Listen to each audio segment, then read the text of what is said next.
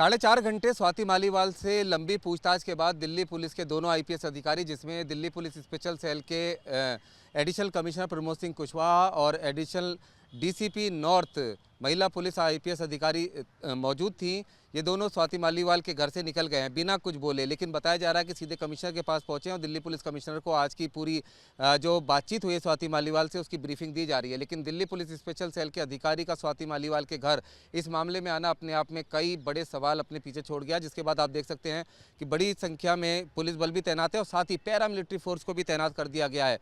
मतलब साफ है कि स्वाति मालीवाल का जो आवासीय परिसर है उसकी सुरक्षा बढ़ा दी गई है, स्वाति मालीवाल की सुरक्षा बढ़ा दी गई है। इसके पीछे क्या वजह है अभी तक पुलिस के द्वारा ये साफ नहीं किया गया है, लेकिन सूत्र बता रहे हैं कि दिल्ली पुलिस स्पेशल सेल को कुछ ऐसे इनपुट्स मिले थे जिसके आधार पर स्वाति मालीवाल को किसी तरह का खतरा होने की बात कही गई थी, जिसके बाद दिल्ली पुलिस स्पेशल सेल के अधिकारी भी खुद यहां पर पहुंचे थे और उसके बाद स्वाति मालीवाल का जो आवासीय परिसर है उसके घर के आसपास पैरामिलिट्री फोर्स को तैनात कर दिया गया है, सुरक्षा व्यवस्था बढ़ा दी गई है। दोपहर करीब 1:50 पर दिल्ली पुलिस के 2 आईपीएस अधिकारी स्वाति मालीवाल के घर पहुंचे, जिसमें एडिशनल डीसीपी नॉर्थ डिस्ट्रिक्ट महिला पुलिस आईपीएस ऑफिसर और प्रमोद सिंह कुशवाहा जो एडिशनल सीपी स्पेशल सेल हैं, ये दोनों स्वाति मालीवाल के घर पहुंचे थे। दरअसल 13 तारीख को स्वाति मालीवाल ने सुबह करीब 9:45 बजे कॉल की थी, जिसमें कहा था कि सीएम हाउस पर वो मौजूद हैं और सीएम के पीए विभव कुमार ने सीएम के इशारे पर उनके साथ मारपीट की है।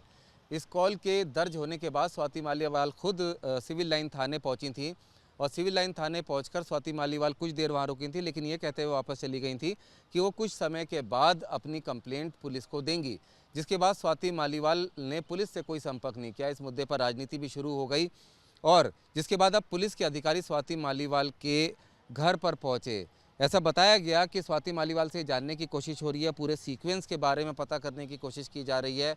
क्या कहीं स्वाति मालीवाल के ऊपर किसी तरह का कोई दबाव तो नहीं है, किसी तरह की कोई धमकी तो नहीं है, आखिर वो पुलिस के पास क्यों नहीं आई कंप्लेंट देने के लिए। 4.5 घंटे से ज़्यादा दिल्ली पुलिस के दोनों आईपीएस अधिकारी स्वाति मालीवाल के पास मौजूद थे, जिसके बाद यहाँ से निकलने के बाद दिल्ली पुलिस कमिश्नर को इस बारे में ब्रीफिंग दी गई।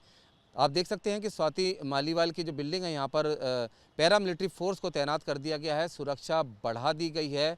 सूत्र बता रहे हैं कि स्वाति मालीवाल को खतरा हो सकता है, ऐसा स्पेशल सेल को इनपुट भी मिले थे, जिसको स्वाति मालीवाल के साथ शेयर भी किया गया है। और साथ ही साथ इस पूरे मामले में बताया जा रहा है कि स्वाति मालीवाल के बयान दर्ज कर लिए गए हैं। बयानों में स्वाति मालीवाल ने क्या बताया है, पूरे सीक्वेंस के बारे में क्या बताया है, उसके बारे में जानकारी नहीं मिली है, लेकिन ये कहा जा रहा है कि स्वाति मालीवाल ने इस घटना के बारे में विस्तार से दिल्ली पुलिस को जानकारी दी है और स्वाति मालीवाल ने, सूत्र बता रहे हैं कि ऑफिशियल शिकायत भी दिल्ली पुलिस को दे दी है।